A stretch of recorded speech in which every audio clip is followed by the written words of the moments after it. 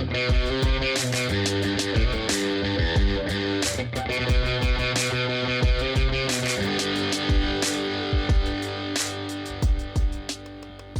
is happening, ladies and gentlemen? Welcome back to the 182 News Podcast. This is your host, Poppin' Curbs, and I appreciate you tuning in to another episode. Today, we've got a rad one. I told you all I needed to knock out some interviews. I've been knocking out some interviews. We're going to start today with special guests Brian Wallace and Stefan Corbicek. They run the TomDeLongeGuitars subreddit page. So you already know these dudes know their Tom guitars. I thought it would be rad to bring them on. They have a ton of knowledge. We dive deep into really the Enema era and the Fender deal and the Gibsons. It's just really a super informational interview. I learned a ton from it, and I really hope you enjoy it as well. It's a long one, so strap in, sit tight, and I hope you all learn some stuff. Here we go. I'm not going to waste a ton of your time here. This is Brian Wallace and Stefan Corbicek from the TomDeLongeGuitars subreddit. Hope you enjoy it.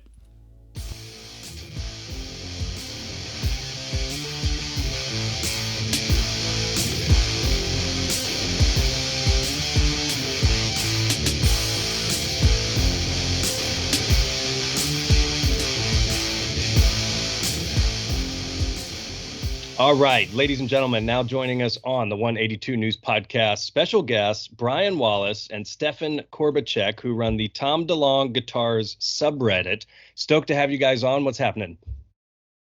Not much. Thanks for having us, Ryan. No problems. So, Stefan, you're in Canada. Brian, where are you at? Knoxville, Tennessee, which I like to tell people it's like 2 hours from the Gibson factory. I gotcha. Okay. Yeah. So, Brian, you and I met backstage, no big deal, at an Angels and Airwaves show a couple months back. Where was that? Nashville? Yep, Nashville. It was Nashville. Okay. So you and I were hanging out up in the back, and you and I had some kind of nerdy conversations about Tom's gear and Blink history and such. And at that time we connected, and I was thinking, I should have you on the podcast because you are a wealth of information. At that time, you told me that you assist with running this TomDeLongeGuitars subreddit, and Stefan here is kind of your partner in crime. So we've been planning this for a couple weeks now. Stoked to kind of get into some history of Tom's guitar, some of his gear, some of the misconceptions and things like that. So to get started, obviously, you guys are super passionate about Blink, which I am as well. I've got a podcast dedicated to it. So let's start with Brian. I'd like to know how you got into Blink to begin with. The first experience for me was the soundtrack? Can't Hardly Wait. My brother had that soundtrack, and it had Damn It on there, and I thought that song was awesome. And then, but I didn't care about what bands played what songs. I just liked that song. And then when I was a young lad, I don't even want to make up an age, I remember seeing like the All the Small Things making of video. Thought it was hilarious. I wanted that green Strat so bad. And I noticed it was coming out. Pre-ordered it, was so excited, was just hooked from there. And one of my best memories is when the Rock Show video premiered. It was my 8th grade dance. I'm 35 now. And I remember it was on TRL. And then we got to the dance and everybody was talking about it. They were like, did you see that pink bass that Mark was playing? Holy crap. And I mean, it's just turned into like a whole like, man, I love their gear. I love these guys. Like what is up with them? To this subreddit that started through my friend Jackson. He created it and he added me and I added Stefan, and thanks to him, we've got this whole community of people that just love this gear. And honestly, I grew up as a Mark guy. I'm not saying I'm sighted, but like I was always into Mark, but it's just like everybody's just like, it's just been like a path of guitar for me for Tom. So I've just kind of gone with it. But man, I've been hardcore since I was young. So still here. That's how I got. Yeah, that's how I got introduced to Blink too, is Damn It. Not from the Can't Hardly Wait, but yeah. Were you playing guitar at that point, or when did you start playing guitar? I started playing guitar around like 12 or 13, and I wanted to play bass because Mark played bass, and my mom said, no, you have to learn guitar and you have to learn acoustic guitar. And it was like, man, because she was like, you're not going to stick with bass. No one likes bass and blah, blah, blah. I was like, man, And then so my dad went out and bought this crappy pawn shop guitar, and I remember it was in like a hunter green, but I picked green because Tom had a green one, and it didn't look like it at all. And had lessons, and the guy was like, "Oh, you want to play is pop punk?" And I was like, "Yeah, dude." And honestly, I had a huge circle of friends in high school that were into Blink. Like we rode a bus to the Untitled tour in high school to go see them, like a van. Oh, sick. Full of friends, yeah, and we were like totally into it. And then now that I'm 35, it feels like I'm the only one in my circle still hanging on. So that's why it's like I try to find people online, and I'm like, hey, you're like me, you still hold on. Yeah, it's kind of an eternal youth type thing, man. That's what I love so much about Blink. It just reminds me of fun and youth and not caring, and just takes you back to better days. Stefan, let's get to you, man. How did you get into Blink? Well, I grew up in a household of women, so Spice Girls was always being played, Mariah Carey was always being played, Backstreet Boys was always being played. I turned on, so in Canada it's called Much Music as opposed to it's like your MTV, and it was all the small things came on, and I was like, yo, this is super catchy. So anytime it would come on, I'd always try to catch it. And What's My Age Again, and I didn't really get into the band as much as I did until my cousins came in from out of town, and they brought all of their old Blink CDs, and I was like, oh, what band is this? And they're like, oh, you know that band that like runs around naked and stuff. I was like, oh yeah, heard them before. It's like, yeah, this is them. So we listened to that, and this is when like Takeoff just came out. So it was funny, like during that night we were watching Much Music and Rock Show came on, and that's when I was hooked. Is Rock Show, and I started off just like Brian. I started off as a Mark fan. I was like, man, this is amazing. Like, because Mark always it's especially during that time, always saying the coolest tunes and just I don't know, related more. I guess I don't know what it was. And yeah, and then I just fell in love, and then I I really got into Boxcar Racer when it first came. Like I think out of all of them, I think Boxcar is probably one of my, if not the top for me. I got really heavily into Boxcar Racer, and then when Untitled came out, it took it to that next level. And I know a lot of people, it's kind of like you're on the fence. Either you're on the Untitled fence or you're not.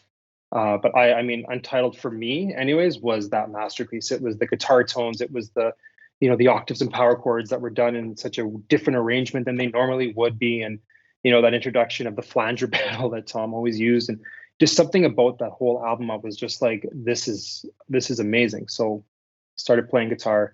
My mom for Christmas bought me this Squire Bullet, which was a Tom DeLonge ripoff. It was like a silver black pickguard, black pickup, some custom Chinese knockoff pickup, and that's what I learned to play everything kind of on originally, and then it just kind of grew from there. And I Angels fan, plus 44 fan, Jesus. Yeah, I was gonna say, like, he was big into Boxcar, and then I was big into plus 44. I wasn't huge into Boxcar, but which a lot of people are like, what?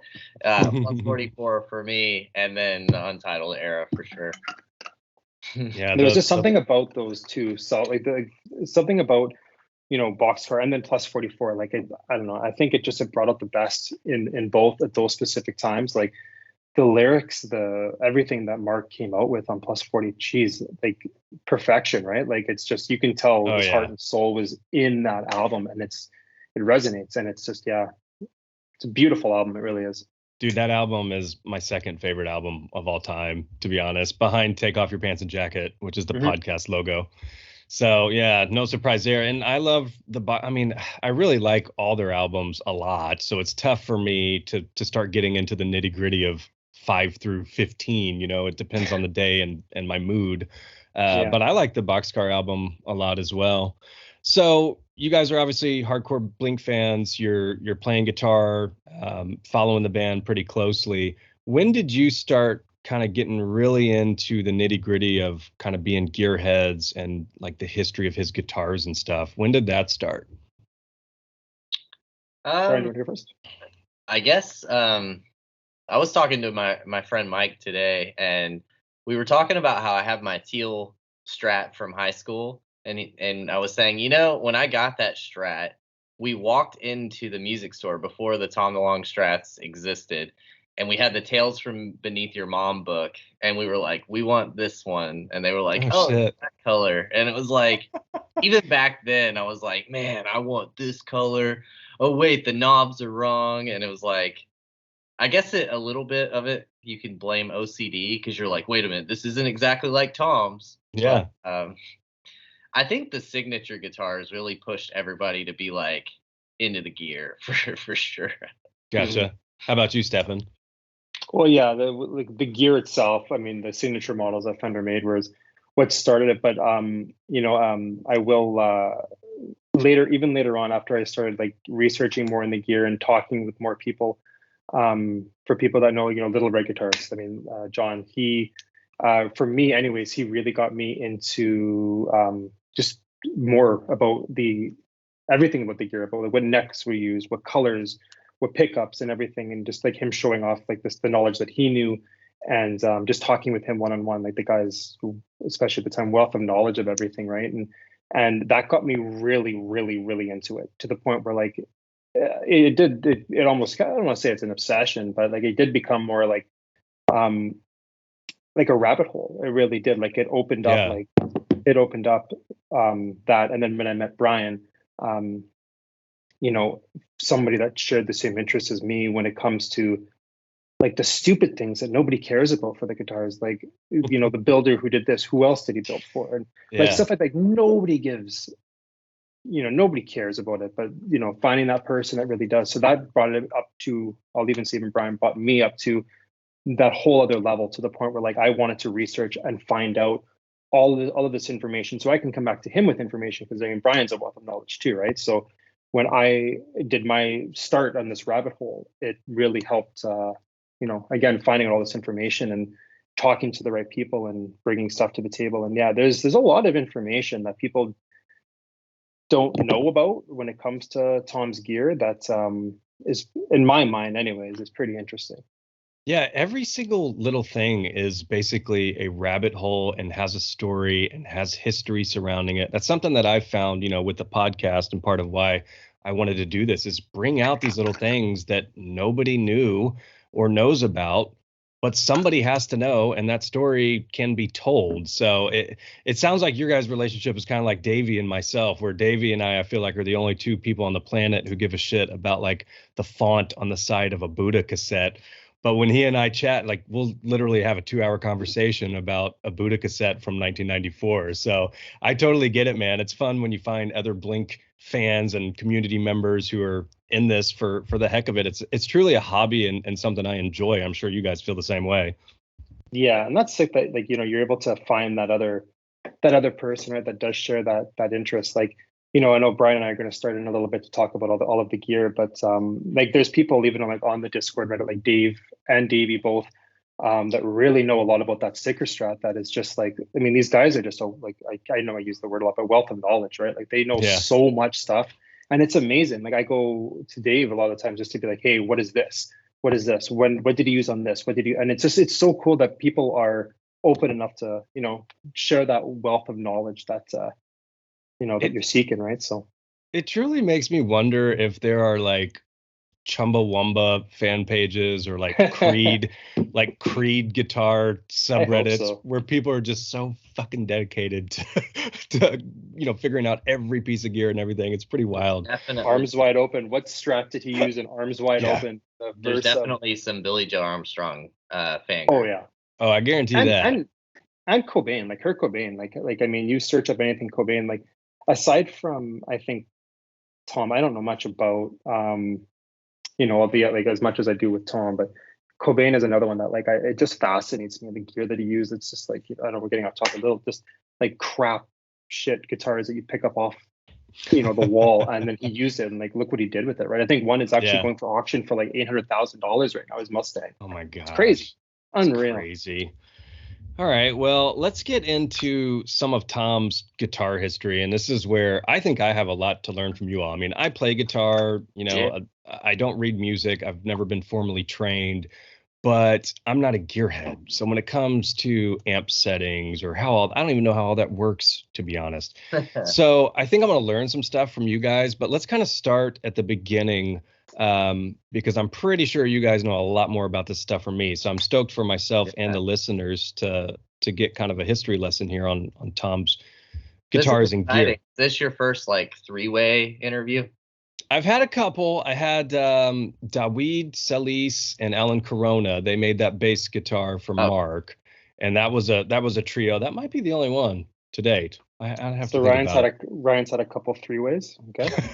Yeah. Good to hear. This will be my third of the year. No big deal. I try to space them out. It gets a little boring. Okay, so let's start with this. Do we know what Tom's very first guitar is or was? Do we know? I don't know that off the top of my head. It's that one that he said he was like at his friend's house and started playing.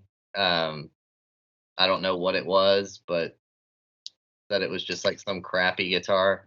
Okay. Yeah, I don't think it was the red one though. I think that was something he got later, but it was just, I think, one of the ones he just kind of used. This is from Pursuit of Tone, but he said that he would just take it, and while his friend was at school or something, he would just play it and, learn that way and fall asleep as he's playing. So we know Cheshire Cat, he gets the red Squire. Is this kind of the beginning of what you all kind of start to track these with? Is that Squire? Yeah. We know a little before, but we really started around Enema. So we know about the red Squire. You probably know more about the sticker Strat than we do. Apparently there's another sticker Strat that we There is. Yeah, there's a backup for sure. We don't know too much about it. So we've got the red Squire, and it blows my mind that Cheshire Cat was recorded with a Squire, but we know that. Sticker Strat, Tom has recently said he's pretty sure he recorded Dude Ranch with that. So the sticker Strat is basically 94 through 97-ish. Yeah. Then he goes to the Gibson Les Paul. Right. Which, do you all know anything about why he would have changed that, or is there much information about that? Yeah, so one thing is, I talked to the builder of, so one cool fact to start it off is the builder that made Tom's signature Gibsons gave him the Les Pauls, the two Les Pauls. Originally he gave him two Les Pauls, one of them wine red, one of them black.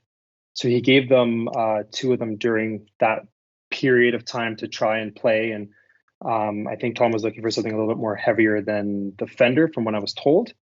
Originally they were just the standards. Second black. He had a second black, and so those Les Pauls, Gibson has the ability, the artist relations guy, which was this guy Stefan talked to, has the ability to give an artist 2 guitars a year or 4 guitars a year. And so he had chosen Tom and said, here, take these, play these on stage so people will see Gibson and be promoted. Interesting. Mm-hmm. Okay. Yeah, so first they were just stock, and then then they took off the 2-tone and the volume, 1 volume. So just left 1 volume knob. Took off the toggle switch, and replaced the pickup with an Invader, and took off the pickup cover, and that was all those mods were not done by Gibson. Those were an independent guy. Stefan found him. He just ran the wires to the switch lower, and when Gibson gave him those Les Pauls, he was not like a Gibson artist. It was just, hey, use these, promote. Yeah. I gotcha. Yeah, I mean, they were out on Warped, so it was probably worth it for them to get some exposure, I guess. But it's always so interesting to me that he jumps to those and then immediately kind of right back to Fender. So that was strange. If you've watched the DVD Riding in Vans with Boys, you probably saw those Les Pauls. They were given to that band Cut You Up. So Chris Cody ends up with 1. Did he get both or just 1? The other guy got the red one. Okay. Yeah, he got both. They might have had a third, I'm not sure, but he did have the wine red. And so when I was talking to Chris about it, he said that what happened was he traded it for a surfboard back in the day, after the tour, and the guy who had it left it in storage. didn't pay his storage bills and they just got given away. So I'm sure it got auctioned off or thrown out or something. Oh my but gosh. Got it. You know they have no idea what it is. Oh, it was probably on fucking Storage Wars for $5. Somebody got It's it. restored back to normal Les Oh, Paul it's on Reverb. it's definitely 50, restored. right. Wow, It's that's unfortunate. crazy. It really So, is. Yeah. and I think the black one. So did Little Red Guitars end up with that? I think. And then where do we know where that one is now? Just out of curiosity. Yeah, Right. I think the guy wants to keep it private, but I gotcha.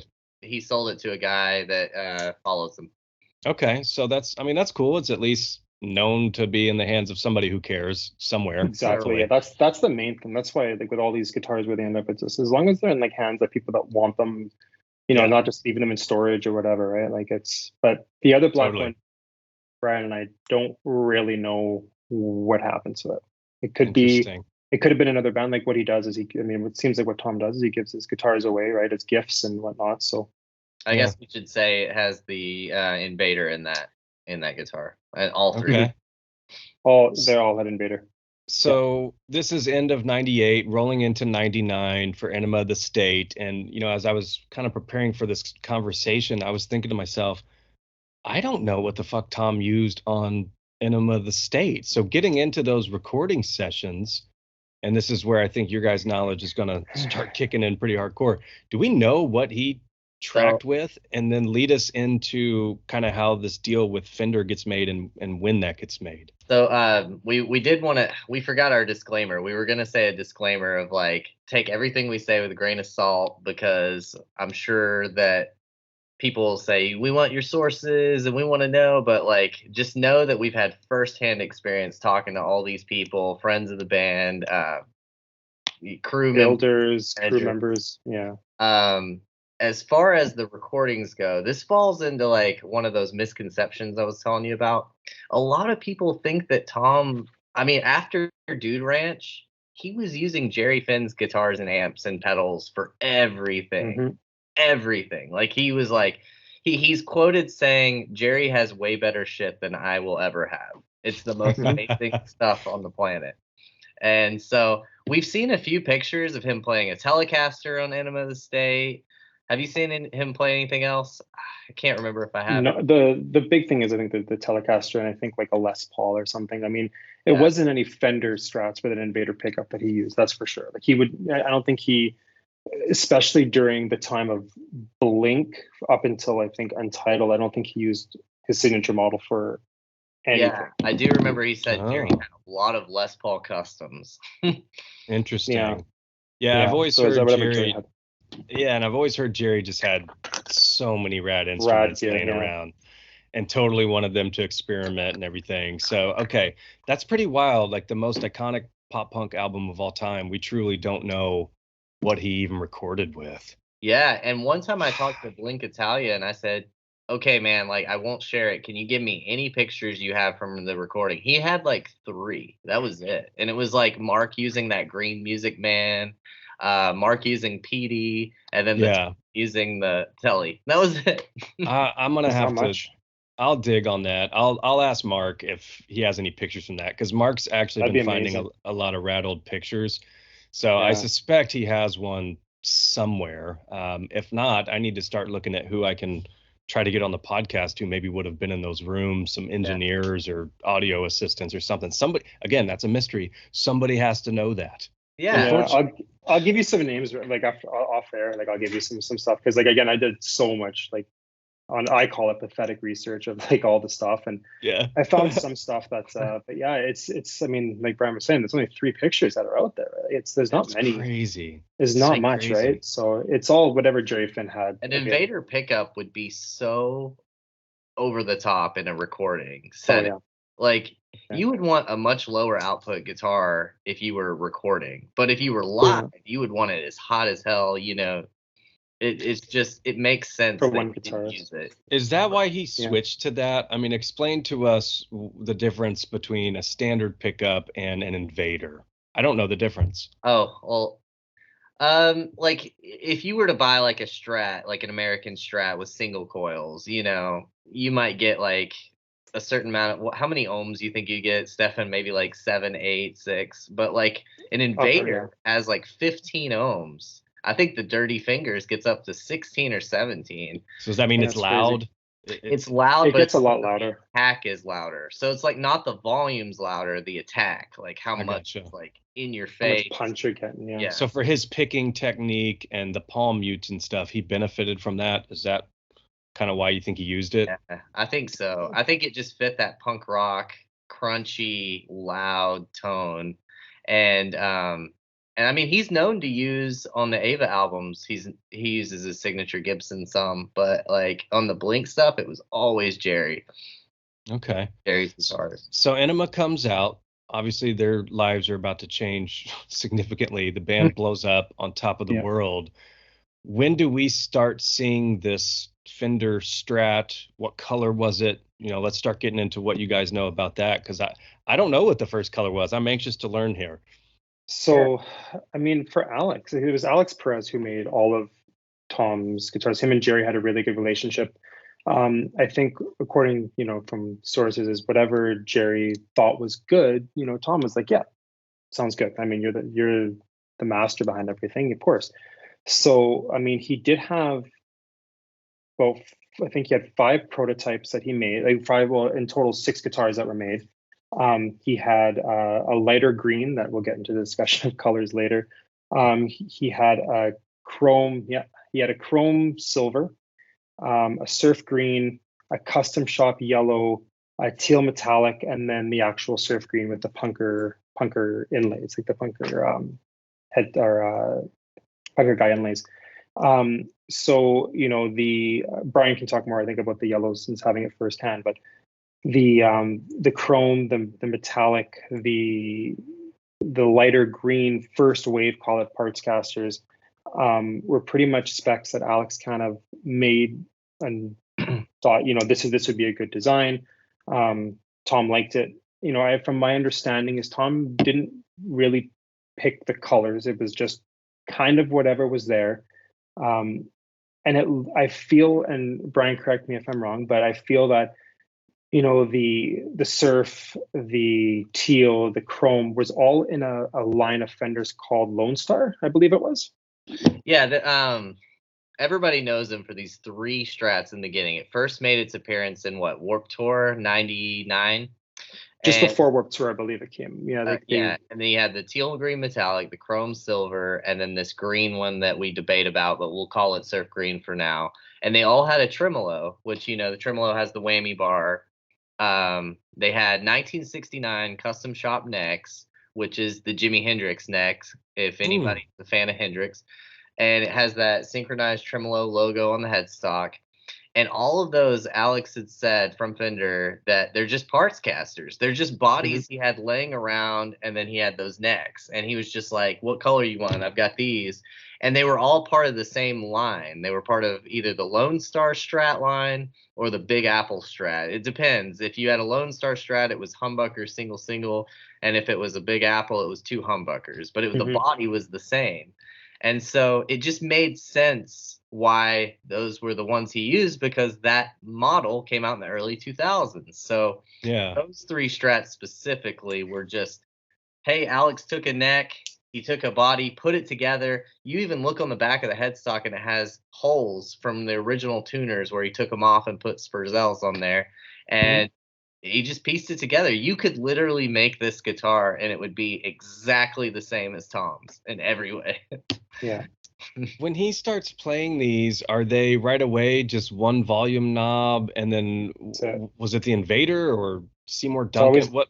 It's the Seymour Duncan. So Seymour Duncan is the name of the company, and the model of that pickup is called an Invader. And what Brian was saying before, it's a very hot pickup. It's very punchy, right? And that's what he used for pretty much everything up until 03, right? That like even this for the first wave, we'll talk later about like the first 335s that he had in Boxcar, that was his kind of go-to pickup for the style of music that he was doing, since he was only one guitarist in a band of with a bass, and he wanted something hot. Billy Joe does the same thing with the JB pickup, it's called. It's a very, when you have these hot pickups, it kind of fills the area a little bit more than you may not know sync this pulse. about Billy Joe's famous blue guitar, but all that's wired up is his volume and humbucker. That's it. Really? Just like Tom's. Yeah. And Stefan didn't bring this up, but the mastermind behind all these designs is Alex Perez at Fender.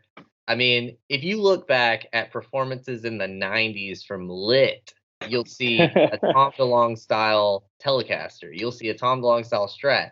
He made the guitars for Randy of Finch. He made guitars for Newfound Glory. He makes Jim Root's Strats and Jim Root's Jazzmasters. Yeah. They always have this one knob out away from the pickup. And he just said, you know, I just thought that was a good design. A lot of punk bands and heavy rock bands like that. And I offered it to Tom and he was on board. So it was, I'm not saying like Tom had no influence, but it was definitely Alex saying, hey, I've got this idea. This is what I was thinking.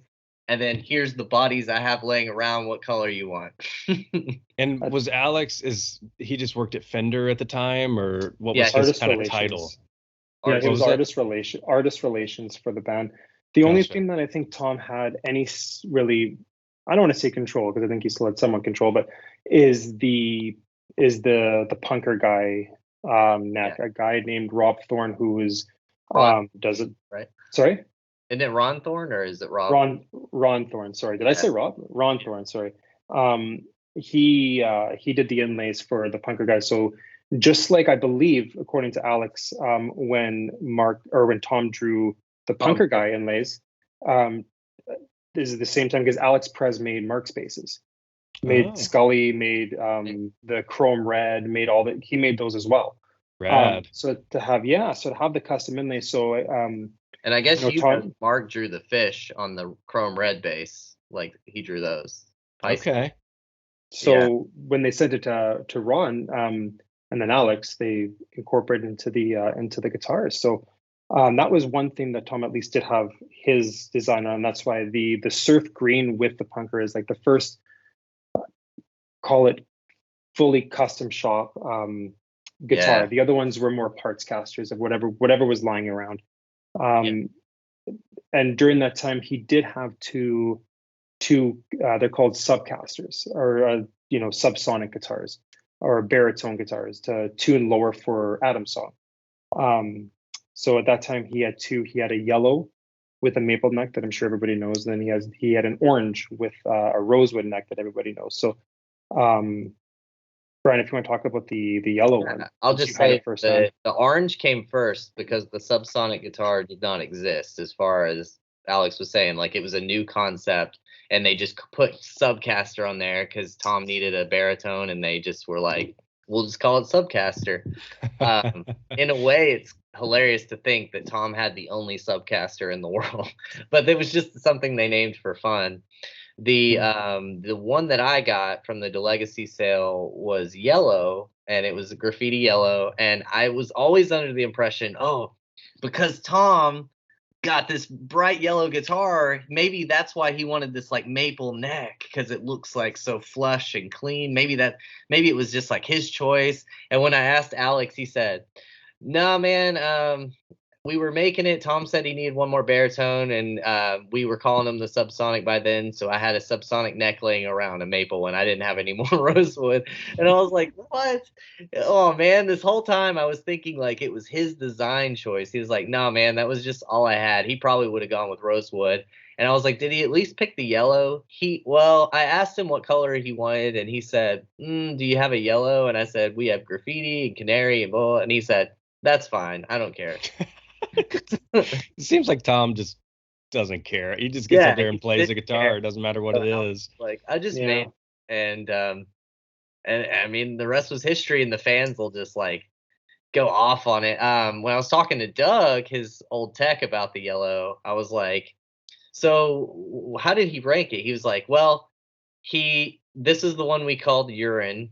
We named it urine." And he said it was honestly his least favorite one because it was a little too loud for him. Like, he was cool with the green, he was cool with like the white, but like the yellow and the orange, but the yellow just felt like it was just a little too loud. And I said, "So why'd you use it on Pop Disaster?" And he was like, "Well, I think he just wanted to mix it up because he had not used it hardly at all at that point. And so, but you saw it on the entire Pop Disaster tour, and then like 2 photos after that, then you never see it again. That's it. Wow. Yeah. So when did he start coming out, or Fender, with his signature model for sale publicly? And do you guys recall what colors it was available in? Totally. So this guitar, I actually pre-ordered it because I was so excited about it. It came out around 2001, and I remember Musician's Friend is where I got it from, and they had Daphne blue, graffiti yellow, surf green, and black. And I remember for the longest time, it was $4.99, by the way. For the longest time, they had the black in stock, and I was like, come on, get the green. And then second was the green, then the blue, then the yellow. So it was in that order. And I remember when it was in the catalog, they had a picture of the green one, and then it had that picture of Tom with the yellow maple neck sitting on the couch. Yeah. I had a friend in high school that got the yellow, and it was the rosewood neck, and he goes, "What the hell? What was it not the maple? What?"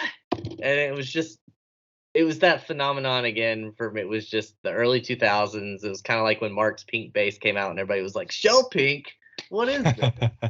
But I think I have a signed promo photo of that. I need to go pay attention to the neck now that you say that. Yeah. That's The interesting. maple neck, yeah. And a lot of people didn't know that was a baritone. They were like, okay, why does Tom never use this yellow guitar?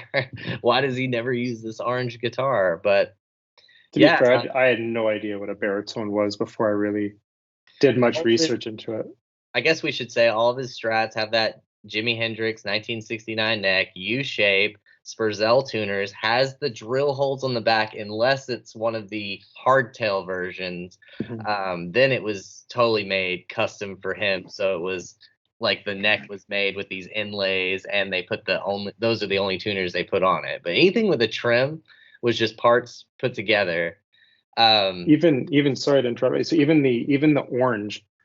So how that all came to be was they needed a baritone guitar for Adam's song for Mark, Tom, and Travis show. So they called Alex and said, "We need a baritone guitar." And sorry to backtrack, but just to kind of finish off with the baritone Strats, anyways, is so they asked Alex, "Hey, we need a song to play for Adam's song. We need something that is going to be like a 27-inch scale." So they didn't have anything at the time. They didn't have any guitars that were that, like, the neck was that long. Subsonic wasn't even made yet. So Alex and another guy named Todd Kruse, I think his name is, if I'm probably butchering his name, but so both him and Alex made the orange. So they designed it together. They screen printed Subcaster on like each individual decal letter on the headstock of the guitar. 27-inch scale, same thing. And it's just that's the one. And Wow. and that was it. And then the orange, everyone's like, is it what kind of orange is it? Is it a Fender orange? And really, when it came down to, when I was talking to them, was they had a custom paint orange. They had a custom like orange colored paint jar that was just sitting in the custom shop, that they weren't doing anything with it. And they both looked at it and said, "Well, why not this orange?" So there's only 2 guitars, according to Alex, 2 guitars in the world that had that orange. One was Tom's, that is now painted over whatever color he did there, and another guitar that's out there in the wild. And there is another orange. Brian can probably speak to it better, but there is another orange that is out there that is. It's the closest you're gonna find. It's the closest. Fender. It was a Mexican Strat. It had the same neck as the TD Strat, and it was called the Fender Deluxe Series Strat in orange, and it was an 2 humbucker configuration. And that orange is the absolute closest I've ever seen. In the catalog, it's just listed as orange. Mm-hmm. And so even when I take the pick guard off of this one, the orange that's there, the orange is still there, so it's still intact. So you can still see the original orange that it would have been, and it is pretty darn close. And one other cool thing about it, it's not Capri orange. I know a lot of people. No, not at all. It's Capri orange. It's not. Or another it's cool not thing Fiesta is Red either. No, I thought for a little bit of time it was Fiesta Red too. But the one cool thing is the Invader pickup that's in this one is the vintage. If that makes any sort of difference, it's the vintage Invader pickup, because it doesn't have the logo on it. So little tidbit of information I thought was kind of cool that's So- the one that has like a vintage. That Yeah. one behind you right there was the orange that is in that picture you just showed me. This is the orange. This is the Adam Song guitar. That's Tom's. That's Tom's Adam Song guitar. Holy yeah. shit! Oh my He spray gosh. painted. He spray painted over. Like if you take like the pick guard off and stuff, you'll still see the orange. But that's the Adam Song. But keep in mind, it was not used to record Adam's song. That was No. what the baritone Telecaster neck on a red Stratocaster body. Yeah, and I talked to Alex about that. Alex has no idea who made it. My guess is that what Alex and I when I talked, I think is Jerry Finn had a baritone Fender Tele neck that was there, and the body that I think he was going to evidently be the Tom DeLonge signature, and just put them together, and that was it. But Tom did not like the neck, did not like the feel. Plus, I don't remember what the scale length is. It was like it's in like 30 or something. It's 30. It's a long neck. It's like almost a bass neck. And but yeah, so that's why they wanted to switch it to the orange, and that's why they said, hey, we need a guitar, we need it like quick. According to Alex, every guitar that Tom asked for was like, hey, we're going on tour next month or next week, we need guitars immediately. Like we'll get into like the other colors pretty soon, and like what happened with that. But so like just to establish again from the beginning guitars, it was those three trim guitars, we'll just call it surf green, the chrome silver, and then the teal green metallic. And then now we get into the hardtail version. That's like his signature model, which is the punker green is what we call it, because it's got the punker inlays, the Padre that Stefan has. And then, of course, the two baritones are hardtail, which is the yellow and the orange, but we've already talked about those. So we'll just say, what are the hardtails, Stefan? It's black, white, surf green, punker, and your Padre, right? Is there anything else I'm missing? So 2001, I guess Tom was like, well, I don't know if I want like a different color wave. So instead of using parts casters, because the band obviously blew up, they're using other guitars, or they want other guitars a little bit more higher quality. I think that's what the from what I was told, anyways. So the first two that were given to Tom was the white on white that you see in the rock show video. The neck inlays have the pyramid shape inlays. And then the black on black that he used, he used it on like Letterman. He used it on a couple. It's the one that he smashed in the MTV Europe Music Awards. So that was black on black, and it had the Freemason logo inlays on it. Yeah. So those were the two that he got immediately after. I guess he got like the band got huge. Was those two, and that's 2001. So that's when right? Takeoff came. Sorry. The punker green one too, right? The punker green one was the third one that had the custom inlays, and again, it's the punker guy inlays. And so, according to Alex, Tom designed, obviously, I mean, the Freemason, obviously, and the pyramids with the eyes, obviously, and then the punker guys he drew himself, apparently. So that's where those three, and then even after that, even when it comes to necks, he always used custom inlay necks for any of the new guitars that he had. But there's still the U-shaped 1969 logo. Same thing. Standard American frets, 21 fret. Yeah. It was just same thing. Yeah, same thing. So after his in 2001, after the guitar stopped working, or it was, I think, Cypress Hill, the cross wires came, and that's why his guitar stopped working, because the guys from Cypress Hill still had their monitors on or something like that. So broke it. And then it came to the guitars that had the stripes in them. So the first one that he had, it was, we call it Padre 1. So it looks, it's still the brown with the orange, but it had the white pickup. So the white Invader pickup. That was the first one. So, according to Alex, two reasons why he picked the colors is because the San Diego Padres were brown and orange. And his ex-wife, Jen, came in with a color palette that she thought would be kind of cool to use. So that's what she used for the first Padre. Oh, right.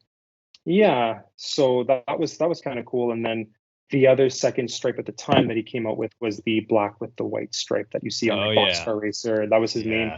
one of his main boxcar guitars. And Brian, do we know? I forget.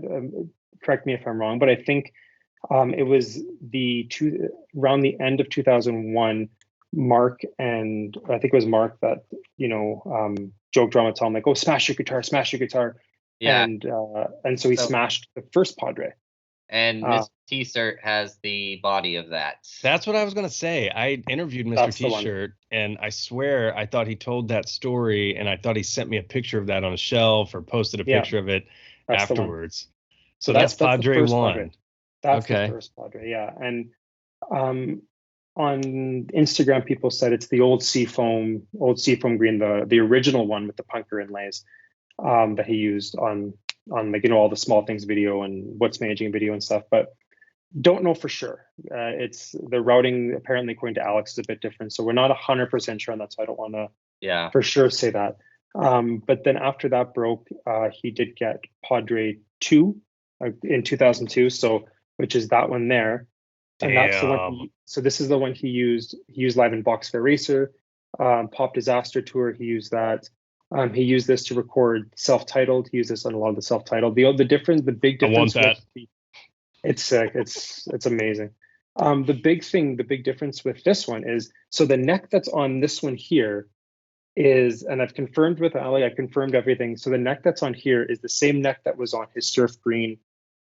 So that neck was the same neck that was on the guitar and all the Small Things. What's My Age Again? What other ones, Brian? I'm blank. Adam's Song. Adam's Song. So I've said this to his manager before. I said, why would he take that green punker Strat? It's iconic. Why would he take it apart and just like either repaint it, give it away, throw it away, whatever he did with it, because it's gone. He does not have the green punker body anymore. And it's like, why would he do that? That's a $50,000 guitar. And then he was just like, man, he doesn't care. Like he doesn't think of guitars like that. Yeah, that's not in his mind. One thing that I did hear from Alex is he loved the neck from it. Like whatever it was that was on this specific neck, the smooth, and it is like, I mean, it's one of the best necks I felt on a guitar. So he wanted to still keep it and repurpose it on another guitar. So that was the Padre 2. So that was the last one that one really made for Fender. But yeah, he used it on the Untitled album, I was told, and then. And you're like, why would he use it on the album? He was with Jerry Finn. Well, it does not have a Seymour Duncan Invader pickup.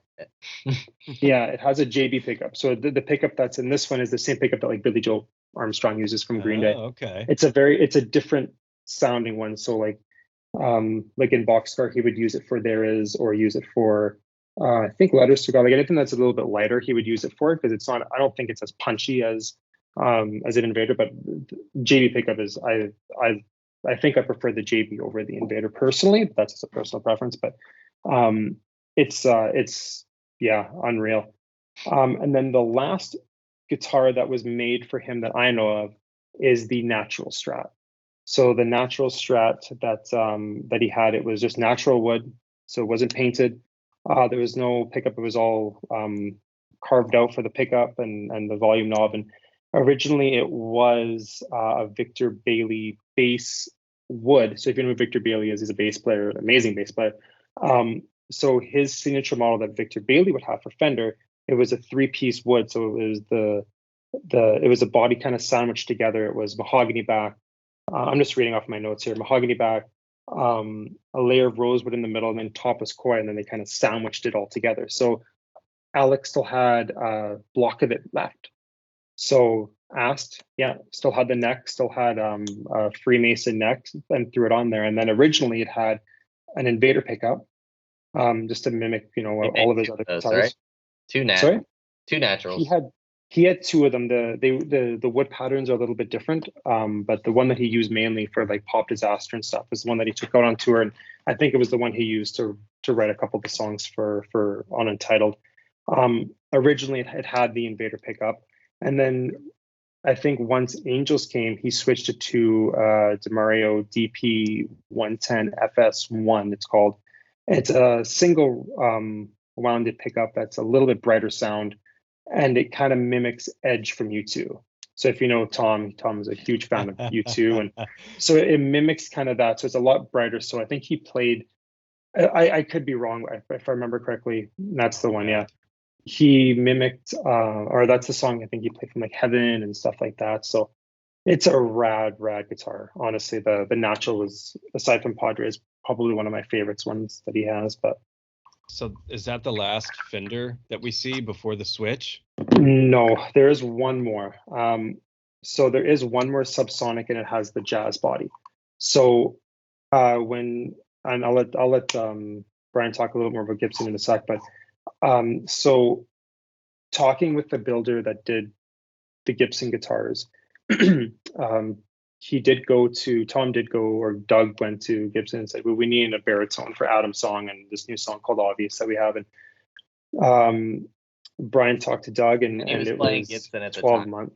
He's playing Gibson. This is he's playing Gibson. So the first, like, if you look at the aircraft carrier video that he had when they toured and they're playing Obvious, he was playing still the orange Strat for Obvious. But Gibson was like, well, no, that's a little too much. Fender. 2003, he's playing the orange Strat for Obvious, the song Obvious. Yeah. So and Gibson saw it, and they said, we don't like this image of Tom DeLonge playing this Tom DeLonge Stratocaster when we gave you a Gibson.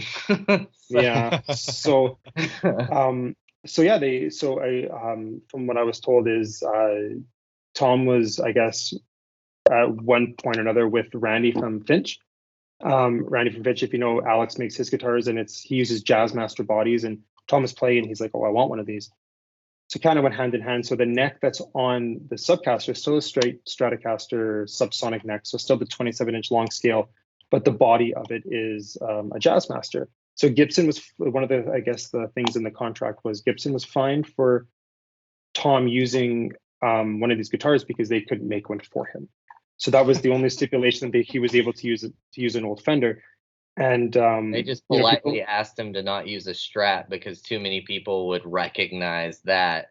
Too recognizable. Make me something else, and it was this Jazz, and it has a Fender Strat subsonic neck on it, just like in a regular American one. I don't even think it's a custom shop, is it?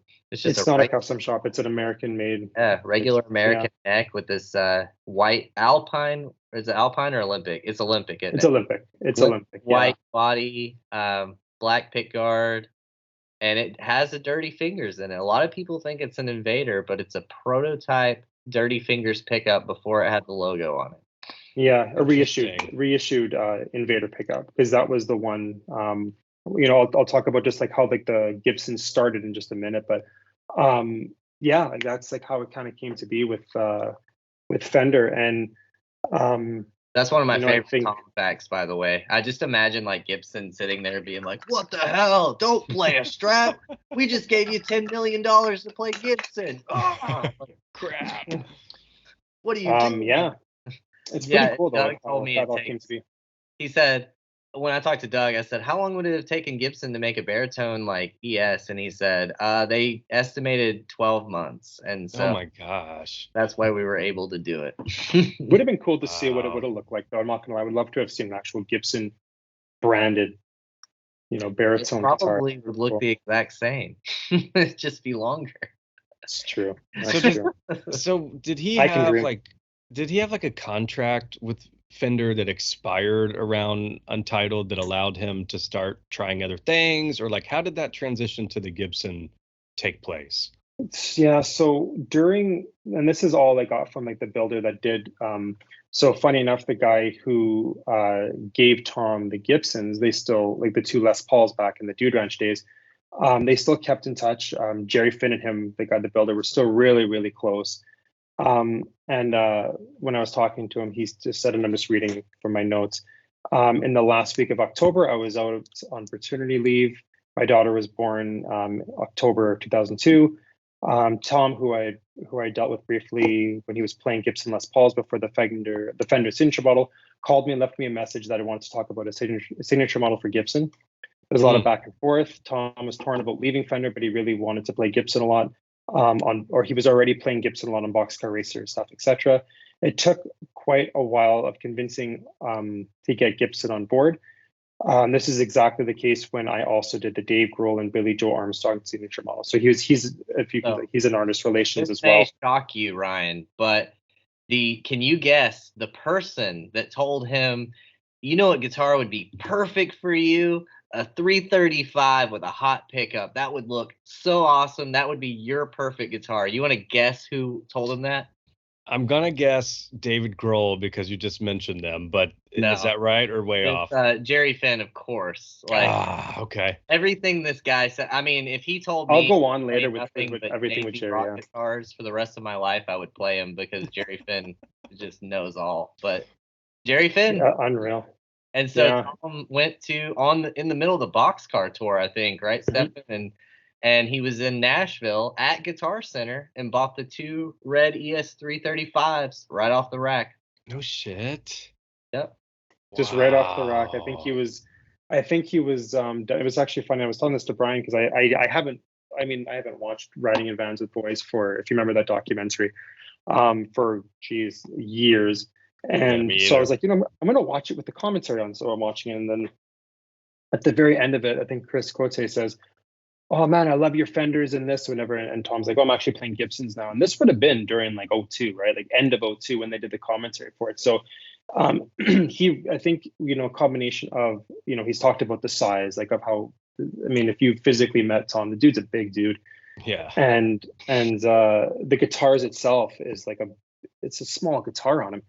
And then that with the combination of how low he plays his Fenders and how he had the back issues. And so it all, I think, came to the 335s at the time. So, when that was all happening, he was talking. So during the self-titled, recording process, the guy who did the builds, sent him prototype of what the Gibson, like his signature model would be. And it was the brown with the orange, like the bright orange stripe. And thicker ones a little bit. Yeah. Okay. Yeah. Yeah. Go for it, Brian. I'll let you talk about the. So the 335s, they were pretty much all stock, other than they had the Invader in the bridge, and believe it or not, that's what Tom wanted his signature model to be. If Gibson hadn't stepped in and said no to the cost, our Tom DeLonge signature model would have been a 335. We don't know what color, with an Invader. But they said no to the Invader. They said no to the 335. That is too much money, and we don't want to advertise Seymour Duncan on our guitars. And even though they do have some models that do it, they were like, no, we don't want that. And then so the builder was like, what if we take the logo off the pickup? And they were like, no, you can still recognize that it looks like the Fender. We don't want to do that. We want something different. And so they were like, so the builder was like, well, the hottest pickup that Gibson made was in like the 70s, and we haven't, or 80s or whatever. We haven't used it in a while. It's called the Dirty Fingers. Do you want to try that? And so they tried like 3 different pickups, and he really liked the Dirty Fingers. Super high output, kind of like the Invader. And because Gibson would not approve the Invader, because they just said, no, we don't want to recognize it with the Tom DeLonge Strat. We want it to be its own thing. A cool fact about the Tom DeLonge Gibson, it was made in Memphis, and it was the very first signature hollow body guitar they had made.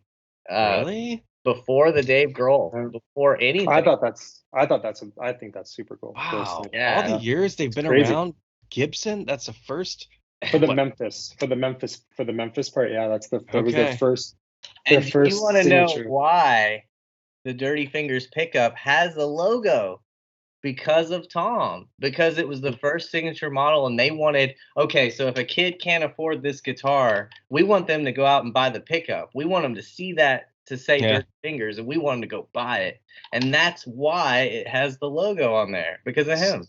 So that revived that pickup in a sense. They hadn't been really. It did. Oh yeah, it really. I remember, I couldn't afford it. I have the Gibsons now, but back in the day, I had this like old Washburn ES335 copy, but I had to have that Dirty Finger pickup, and it had to say Dirty Finger on it. I remember took it in, got it set up, took it home, and like I had this crappy amp, but I just turned it on and just strummed, and it just like blew. It was amazing. Like it was, it's such a crazy, like if you ever played it, Ryan, it's a hot pickup. Like it's hotter than the Invader. It's crazy. It's a cool pickup, but you could use it for select things. It's kind of muddy though sometimes. Yeah. On cleans especially. Yeah. So the first Tom Gibsons that he had all had prototype Invaders in them. Like they didn't have logos. They were just reissued ones. Reissued. And the Jazzmaster has that reissued one in there as well. But how did we know? When I looked at his boxcar guitar, you saw me looking at the pickup, I'm sure. It had the new tape around it. The old ones used a different kind of tape. I could tell right away it was the new wave of pickup, but not a vintage. And a lot of people, it's a vintage. I mean, he might have one that I haven't held that's a vintage, but the boxcar has, it started with an Invader and now it has the DF pickup in it. Modern prototype pickup. So imagine this builder for Tom going to Gibson saying, hey, I know this guy, I'm friends with him, we want to make this signature guitar. Can we do this 335 with the Invader? No, you can't do the Invader. Okay, can we put this DF in it and do the 335?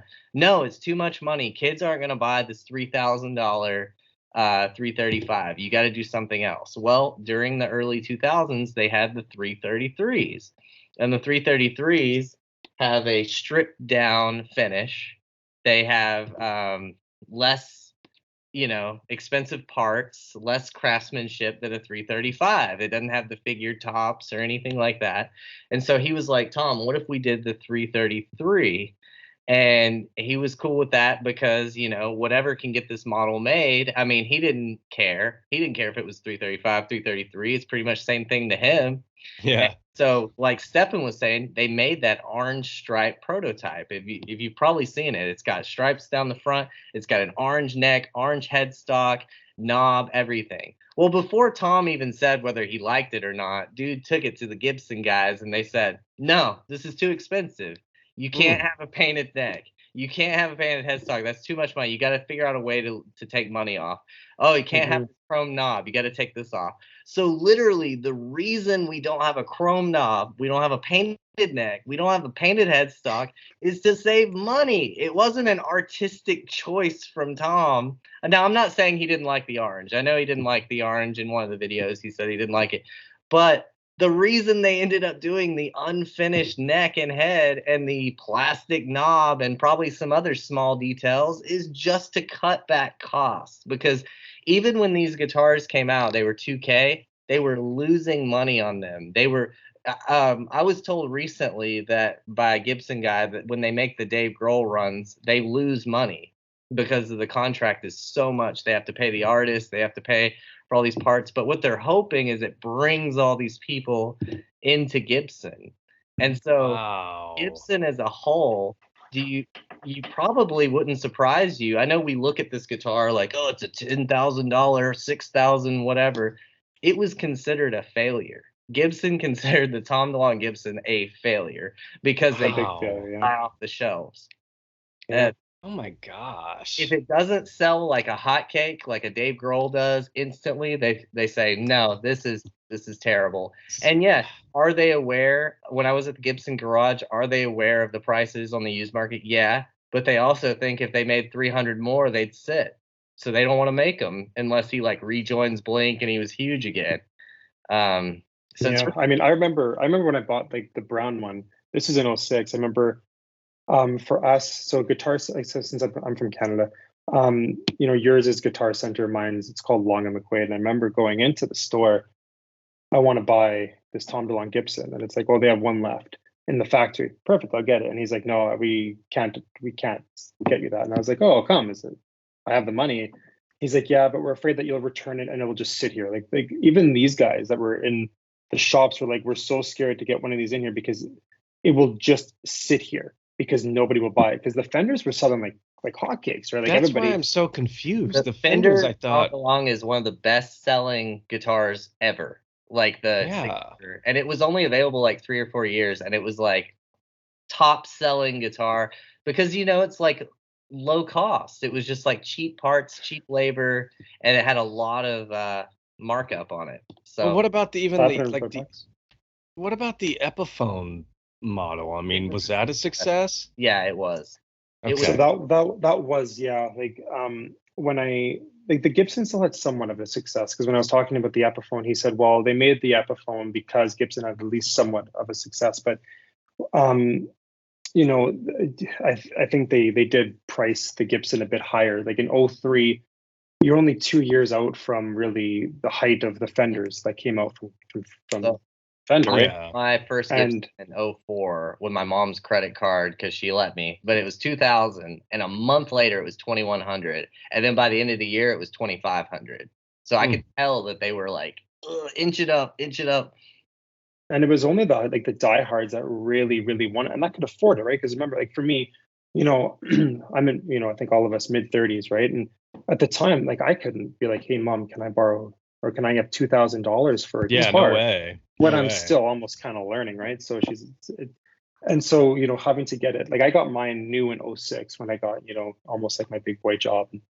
And that was one of the first things I really wanted to do. And I had to go to like a different, like we call them provinces, but states for you. I was in a different province for a concert, and I just went into one of the guitar stores and I said, oh, I really want this. It's crazy. The guy phones up the Gibson manufacturer. Do you have any left? Okay, hangs the phone. He's like, hey, it's going to be a 6-month wait because they have one. From what I heard is they do them in orders of three. So they have to make them in orders of three, and there's one that's still being pieced together. If you want it, it's yours. So I was able to get it, and 6 months later, it came to my door, and I still have it. It's in the case beside. I love it. It's unreal. Like just what I had to go through to get it, but yeah, they're expensive. Going from Yeah. $500 to Fender to like 2,000 for Gibson. Do I think it's a $2,000 guitar? I mean, yeah, it's a good I guitar, think but it's a $10,000 not at collect. all. Yeah. I don't Well, think it's worth anything more than really 3,000. If I'm being honest, I might get a lot of hate for that, but it's a lot of money for what it is. And Brian can attest because Brian's had a few just regular Gibson ES 333s. You throw in a dirty finger pickup in there, it's the exact guitar. Yeah, if anyone is listening and they're like, man, I really want a Tom Gibson, but I'm never going to spend that much, get a 333. The builder himself said when he makes the Tom DeLonge Gibson, he put in his cutting machine 333 and then just put X's where the knobs and pickup were, and then just built it that way. So It's the exact that's same it. bone. Yeah, same wood, That's it. wow. binding, Yeah. same everything. And I was shocked by this because a handful of years back, I wanted Tom's Epiphone just for nostalgia. And Yeah. I remember they were kind of hard to find. I was like, what the fuck? I don't know why these are so hard to find these days. I ended up getting a full hollow body Ibanez because I actually liked the way it felt better. But at that time, I guess they had stopped making them. When did they finally stop making these? Because these have shot up in price. Yeah. It's So crazy. Oh my God. They It's made so them much. from 2003 is the earliest ones that we found, and then they were available in catalogs until about 2008. Then you had to do custom orders for them until about 2011. And the For the 2011 Epiphones, Brian, or for the Gibsons? for the Gibsons. And then the Epiphone came out around 2008, and what was the around until 2019? Like it was out It's a pretty long recent, time. yeah. It And was a good seller. yeah, and the guy that told me about the Epiphone that was like a Guitar Center guy was like, I talked to the rep and they said they're literally only dropping this guitar because the contract is ending. Tom's not making music and the sales are kind of dropping, but it was a great seller for a really long time. Interesting. It's a good guitar for like. I mean, if you bought it at the store, it's a good price. I mean, you're I getting said, so how many Epiphones do you think you made? He said, oh, thousands. And I was like, how many Gibsons were made? Probably like 300. Really? Maybe 300. Gibsons Like- are very, very low because nobody Like because overall? Yeah. well, because you had to custom order them almost, right? Like, and I mean, in '06, I had to like literally get the guy to call Gibson just to get him to make it because Wow. this isn't something you go into a Guitar Center typically for, and it's like just hanging on the shelf to buy. Yeah. Like these were custom orders. that you had to get. But I was a big Musician's Friend guy, and they didn't have them. I called them. I was like, I want to buy it from you guys. They were like, we don't carry it. I had to order it from this catalog Music 123. I don't even know if there's still a store, but that's where I I got it. remember those. And Okay. I guess we should talk about the prototypes. There were two. Stefan, There you was want to two. describe the difference of the two? Yeah. So there was two, and that's the biggest misconception, is because there's pictures of the Hard Rock Cafe where Mark and Travis are unveiling. Mark has his Daphne Blue Mexican-made Fender P bass that he has up there, and then there's Tom's Gibson with the orange striping. So right now there's two that we know of, anyways. There's one that Tom still has to this day, and that one, it was his first, like the first prototype that Gibson sent him, that you see him opening up in one of the Cheetah videos. He does have, that's I've that one seen there that. Yeah, with gnarly. the orange headstock. So I'll just read what he said. So it says, I believe Tom had that early on, or sorry, for some reason there was two of them. There was two prototypes. I don't recall making more than one with a wraparound bridge. Though I say that because that was a purely exploratory spec that Tom did not ask for. I'm personally a fan of the wraparound bridge and thought it might be cool to try it, and also a cleaner design without the stop bar tailpiece kind of messing with the racing stripe. So he's talking about the one that was now in Hard Rock Cafe. What happened to that one? No idea. But if you can see the two differences between the two prototypes, is the one that's in Hard Rock. That one doesn't have the chrome knob. It has the the plastic knob. It doesn't have the headstock painted orange. So this was the second one, we believe, because the first one, it came to Tom. So he wanted, from what according to even Tom himself, when I talked to him about it, and when I was talking to the builder, is he wanted the Gibson to mimic Padre, the Padre Fender. So the brown with the orange stripe. Makes sense. That's And you want to know why he wanted to mimic Padre? Go ahead and tell him who came up with the Padre colors. Well, yeah, like that's what I was saying before. It's a combination of the San Diego Padres and then his wife coming in and picking the colors. But the thing is, with Fender is different than Gibson. Their colors are different, right? So yeah, I want a brown and orange Gibson. So he sends him a brown and orange, and the orange is like a bright orange. Yeah. Tom did not like that. So maybe not. Maybe I don't know if I want to do that one. Plus, I don't like the headstock. Plus this. So he comes back with the one that you see at Hard Rock. And then Tom still said, you know what, this orange is just too much. What other color? The builder, well, what about cream? Yeah, cream works. We're going on tour in like a couple months. I need to get 4 of these, so we'll just do the cream. So what you see for even the signature model, standard bridge kind of what tailpiece. It's got the tailpiece and the bridge instead of just the wraparound bridge. Gotcha. So when and again, this is the same guy that made his or gave him the 2 Les Pauls, right? So it just shows like either the friendship or whatever that these guys have over the year. Like the camp that these guys have is always so close knit. It's awesome. But he said, so when I asked him about the original brown with cream stripe that we all know and love, or most of us love, came to be, I asked him about it, and he said, I had a vague memory of these being a short development time to turn these around. I also remember rushing to get the first batch done for Tom to use in some aircraft carrier gig at the beginning of the album cycle, that we know that they went on that ship and did the performance for the troops and stuff, which was awesome. Yep. It was a very down to the wire getting these guitars completed, and then they came to our showroom, which was in Beverly Hills, for inspection, to set up the pickup and fill in the pickup cavities with foam to reduce the feedback for super high gain tones. I specifically remember Doug personally picking them up and being grateful we can get the guitars done. It's such an awesome quick turnaround. So again, yeah, like the first ones that came out, he still has 2 of them, of the first of like we call it the prototype Gibsons. The way you can kind of look at them is even like the Dirty Fingers, it doesn't have a logo, it's the reissued. It's got a white tag in there as opposed to an orange.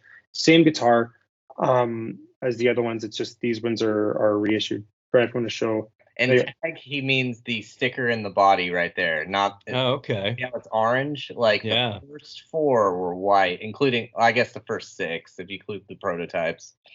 Yeah. So the ones that he still has, it's one he has. You can see in Pursuit of Tone, he has a Freemason like car logo decal thing that he has on it, and then the other one he still uses for. He even used it in Angels for Heaven in 2006. He hasn't really used it, I don't think, live since, but yeah, so it's pretty cool. So and then Gibson gave him a ton, like, and from what I heard, it's like a ton of these brown and cream color guitars to use for Blink to promote and show off and so which You're is probably thinking like, oh, does the white sticker mean it's a prototype? No, in the year 2003 they switched from whites to orange. You can just distinguish it because it was that perfect timing that Tom got the production models when they were all orange stickers inside from the white. And then you're like, wait a minute, when I look at these Untitled Tour pictures, his is glossier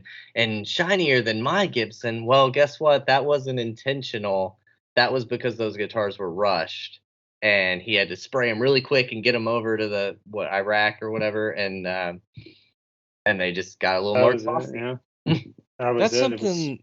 Yeah, that's something that has kind of blown my mind, and I was so shocked when Mark told me that there was only one lettuce. I remember talking to Mark about it, and for some reason I was just thinking that the level they were at, that they would have 5 lettuce and 2 pinkies. And, I thought so too.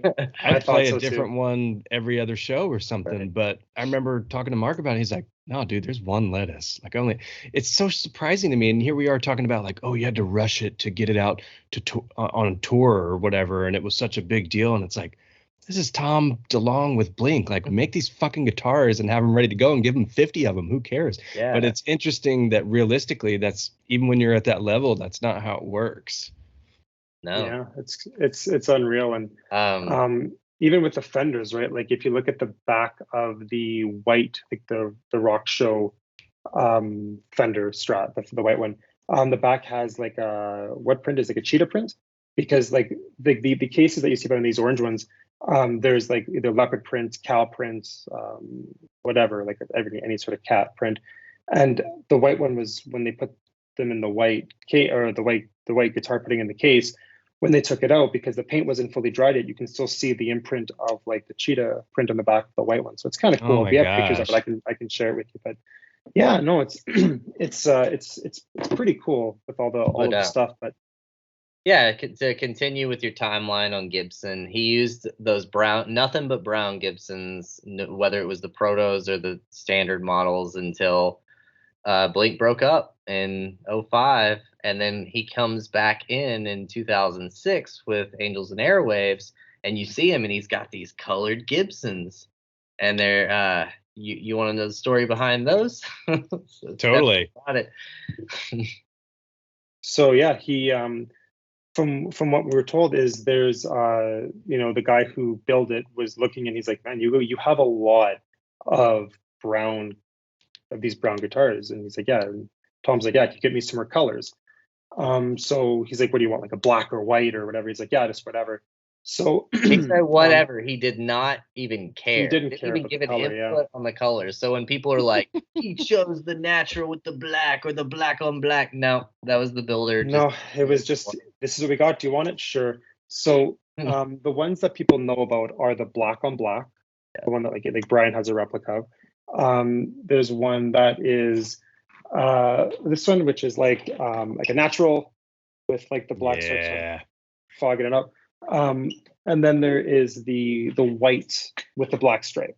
Those were like the three that I want to just interject really quick before you keep going. The white is the most custom one he has. It has 100% black binding on it. All the others have cream. It has the white head with the Tom DeLonge signature on the back. It still has that. It has no serial number on the white, no orange sticker, anything. It was just proto. Here it is. As much as super cool. Wow. Yeah, super cool. But there's 2 guitars that people don't. Well, one of them some people know. The other one nobody knows about. There was 2 other colors that were made that people don't know about. The one is the white on white. So there was a Gibson that was made that was matte white with a white gloss stripe. So typically that was David's. Like David used that guitar. If you look at like 7th Avenue Drop, that's the one that's right there. So What happened was, I guess they were touring with Subway. Subways. Either Tom or somebody, it's Tom or somebody in Tom's camp broke the guitar, and Tom's like, "Oh shoot, sorry," here, and gave him the white guitar that David was using. So he had that, and then they got. He gave I it guess away, the but fact that we're trying to grasp for everybody is the white on white guitar that Billy from the Subways uses was a Tom DeLonge custom Gibson made for him. If he hadn't have broken one of Billy's SGs or whatever it was, he would have never given it to him. You would have probably seen that guitar for years and Ava and all that. But it ended up going to Billy right at the start of that Taking Back Sundays, the Subways Ava tour. right, yeah. I mean, I even saw them in that tour in Atlanta, and he said, "Thanks, Tom DeLonge, for giving me this awesome guitar." And I was just like, "Oh, cool! He's just made of money. He's just got all these guitars. He's just giving them out." But he gave him one of his personal custom Gibsons. Damn, cool. That's dope. And then there's one more out there. Did you talk about it yet? Not yet. It's a good accent, though, Brian, that you had. Yeah. So the other one that nobody knows about and that nobody ever sees. So they actually made him an olive green Gibson 333 with the cream stripe. Headstock was painted green, the olive green with the Gibson logo. Nobody knows what happened to it. It was sent to Tom, so the Tom looked at it and said, "What the fuck is this? No, thank you." Gifted it to somebody. Whatever it was, it must have got gifted pretty hard. But he said that, and I asked him pretty hard about it, like, so tell me more about it. And he's like, "No, I remember painting it. It was like an olive green with the cream stripe, and that was, I think, the most like out there." No pictures exist. Nothing. I'm still trying to find. I have one lead that I'm still waiting on that I might be able to get, and I'll share it with you once I get it. But it's out there somewhere. It's whether it's in some dude's garage or hung up or whatever, but it's out there. Yeah, but it's pretty cool that there was being with people, and we've asked and we can't find it. Damn. Yeah, it's not there. So I don't know. We'll see if it ever does show up. But I mean, it just shows that like there's a lot of stuff that people didn't really know about with these guitars, because everyone's like, "Oh, Tom must have wanted, this or this color or this on this." And realistically, like, he didn't really care too much of what went into it. It's whatever he thought or his tech thought or Jerry Finn thought was good, right? Like, when it comes to the only colors he really, from what I was told from Alex, that he had any input on was Padre. That was the only guitar that he actually really had any input on of what it looked like and what it was. Gotcha. Hey Ryan, pop quiz. Do you know the artist that ended up having an olive drab ES 335 custom signature guitar? I don't. I'm trying to picture anybody playing a 335 or a 333 for that matter. I feel like you'll know it right away. It's Chris Cornell. Oh, okay. That makes sense. So maybe they used that color for him. I don't know. If you Google that guitar, you can, like, because it's still like a semi-hollow body. You can see, okay, that could have been, imagine the cream stripe on there, but pretty cool nonetheless. That it's somewhere out there. Yeah. I mean, I don't know. If you're listening and that's in your garage, we need a picture of it. Yeah. DM me on the pod. This is a mystery. If you DM us, we promise we won't try to buy it or give your name. We just want to see it. Yeah, that's the thing. It's just, that would be something that'd be super cool to uncover. So anyway, but after that, I'll let Brian talk the next part. After that, he started, I guess we can say, Brian, experimenting with designs for his current guitars. I used to say this to my mom all the time growing up. It's really frustrating being a Tom DeLonge fan of his guitars, because I mean, I'm just giving rough dates on this just for humor, but like, okay, so the Fender Strat comes out 03 to or 01 to 03. You buy the Fender Strat in 01. Oh gosh, he's not playing surf green anymore. Now he's playing white and black. Oh man, I want to look like Tom. I want to have that. And then the Squire comes out in 03, and you're like, okay, I'm gonna buy the Squire. I'm gonna look like him. Then the Gibson comes out, and you're like, oh man, okay, now I got to get the Gibson. And then you get the Gibson in like '05, they break up. And you're like, man, oh, but they're coming back. Ava's back. I'm gonna play the Gibson just like him. And it's like, what? He's got these custom colors. And then so you get it custom made in black, natural white. You're like, okay, now I'm gonna match him. '09, he's got them all reliced out. It's like, Now man, he's burning them.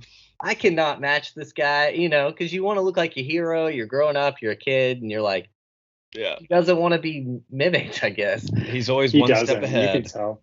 Yeah. You can tell he makes these designs to, I feel, not to be mimicked, right? Because Yeah. So anyway, what's next after that is you see the guitars. I mean, let's just skip through. Like, Ava has their run and for a while, and then Blink comes back in '09, and those guitars are still being used, but they're all relicked because Doug, his guitar tech, relicked them for him. And it's a very controversial topic between guitar guys of whether they like it or not. A lot of them hate it, a lot of them like it.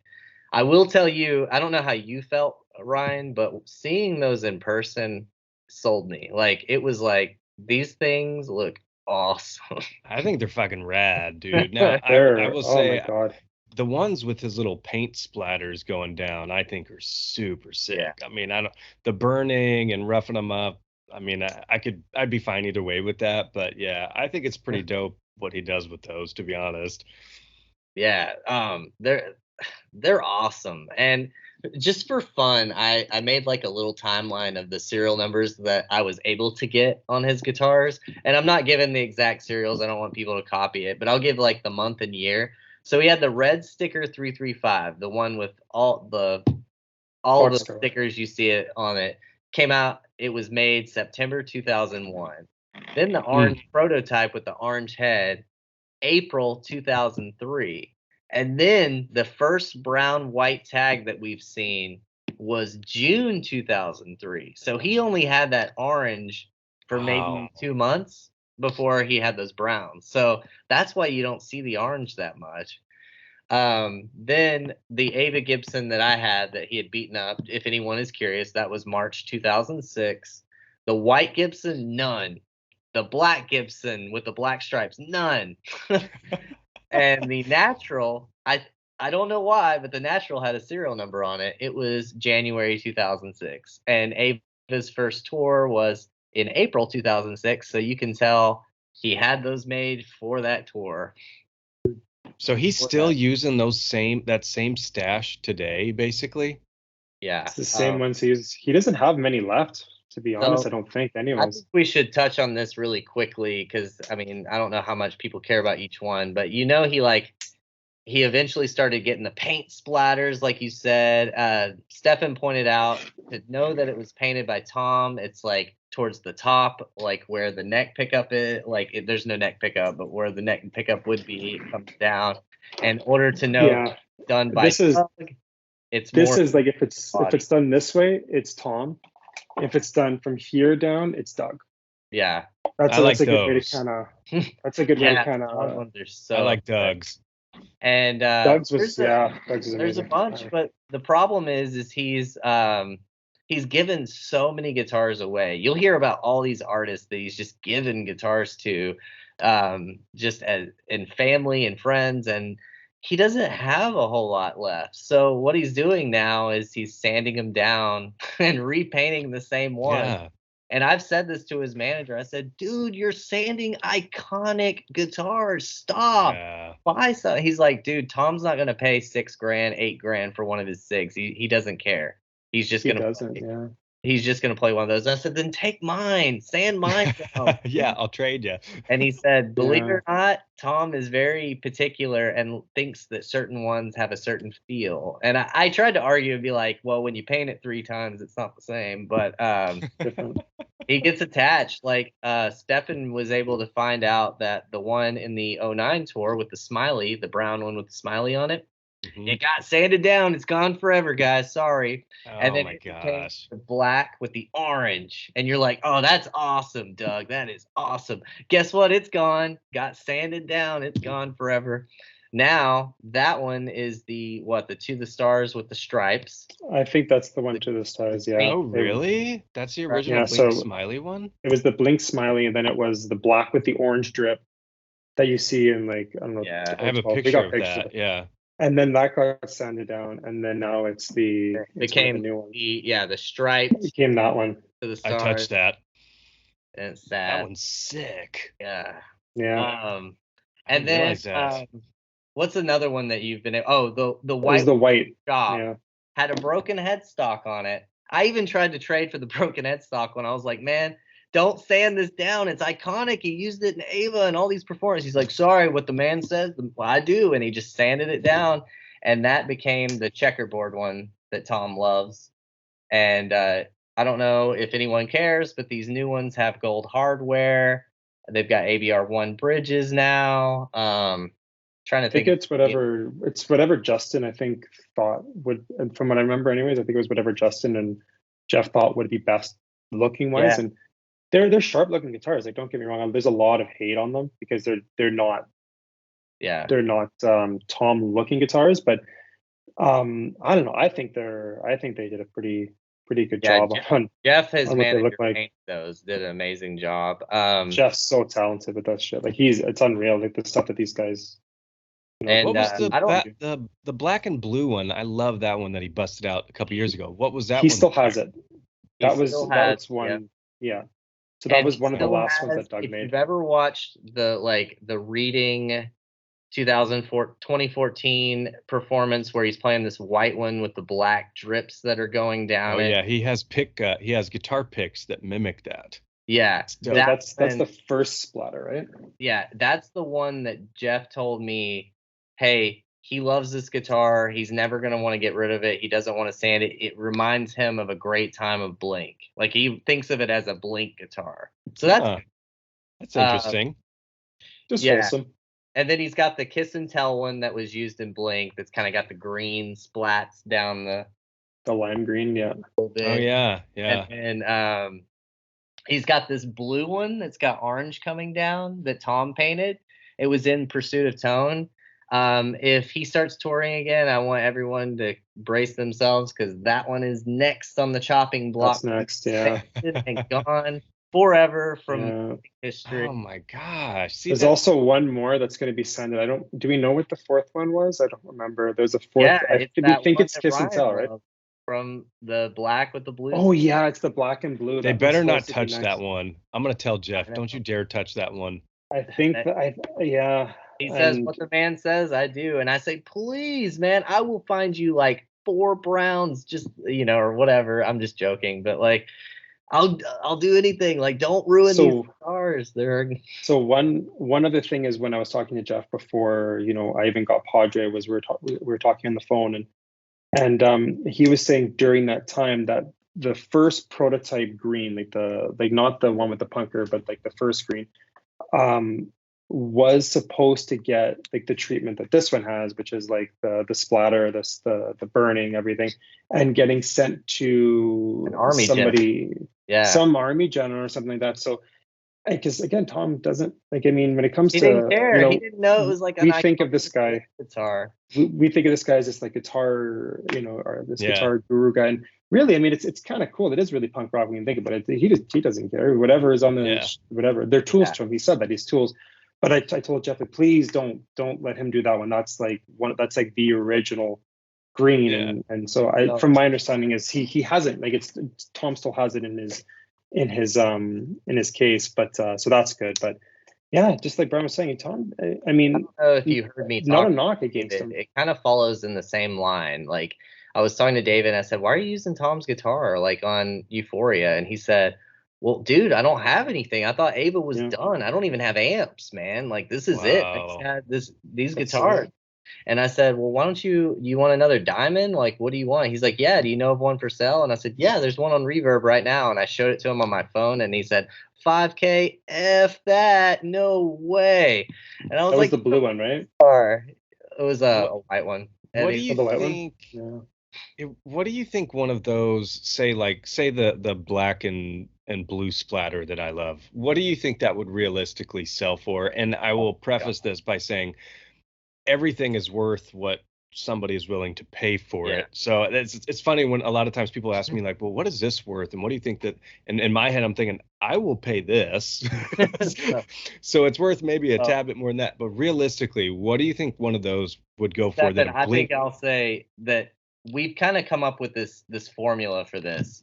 So there's thousands of people that would kill to have it, but like not literally, but like there's 100 that would pay 10K probably.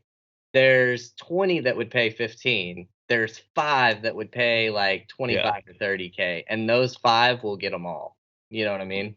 Because realistically, I mean, there's not that many Blink fans who are this hardcore who are throwing down that type of cheddar. I mean, that's a lot of change. And I'll say personally, Tom DeLonge will not pay the price of his guitar. Jeff told me he sees them on Reverb and eBay, and they're like $5,000, $6,000. He said, "No way! I'll sand what I have. I'll use what I got. I'm not paying that much." I will say so I got both of the Tom's guitars that I have here. I got not off of a Legacy sale or a reissued sale that they had or anything like that. I lucked out. I mean, I really lucked out. I was, right place, right time, right people. And, I won't get into what they cost or anything, but what Brian said about the analogy of like what prices would be is exactly what it is. There's still some diehard fans that would pay, $30,000 for one of these Strats or one of his Gibsons. Are they worth it? I mean, it's just like you said, Ryan. It's up to, I think, the guy that buys it. I don't think they're worth what they're going for Gibsons or Epiphones or Fenders, for even that matter. Like you can build like Dave. He has a replica of the Surf Green with the punker inlays. I mean, and he built it for a fraction of the price of what that would actually go for, and it's the exact same. But it's the exact same, and I mean, he's enjoying it. So that's the thing. Like you have a replica of the sticker Strat, right? Like it's these, and I know Brian was going to tell us later, but for having these guitars, and Brian has had a couple of Tom's used guitars, they're really, especially the Gibsons, are the exact same thing as you would pick up off the shelf. Doesn't matter about the splatter. The Gibson is identical to Tom's. Like there's no difference. There's no difference. Yeah. So if people are out there really wanting to try to buy one of his Gibsons or trying to go on Reverb, it's the same. It's literally the exact same guitar. Tom doesn't do anything special with it. Or buy a 333 regular. Or buy a 333. That's your best bet. Buy a 333. Or buy a 335. It's just upgraded parts. I mean, it's like with my black on black that I had painted. I got that painted 12 years ago. I mean, before Legacy, before artists were letting you buy their gear. I thought the coolest thing you could ever do was just mimic it. Yeah. And like I would bring it into a guitar shop. It still happens with the old guys there, and they go, "Oh man, you painted a Gibson, you ruined it. Oh, it's not crap." And I'm like, man, to a Tom fan, it's worth more than a Brown. Like, it's in the eye of the beholder. You mentioned Brian's black is amazing. I know that thing's sharp looking, dude, and I didn't realize you had it painted. Oh, it's So what he did, and Brian shows me to not to speak for him, but it's a brown that you'd buy off the shelf, just painted. Yeah, and this one here, this Gibson. My wife did the signature on the back. Look at that. That's sick. So done well. This one is a Gibson. It's just the paint stripped, so it just mimics like the natural. And that's like the best. For when it comes to replicas, that's. I mean, if you look at Tom's close up, there's all sorts of defects and like paint runs. That's the beauty of it, though, right? Like, I mean, that's why I like that. When I look at Padre, there's dings all over the damn thing. Like, I mean, I could drop it right now and it could have another ding, and nobody would know any difference to it. It's been around the world, right? And but to Brian's point, it's the exact same guitar. It really is.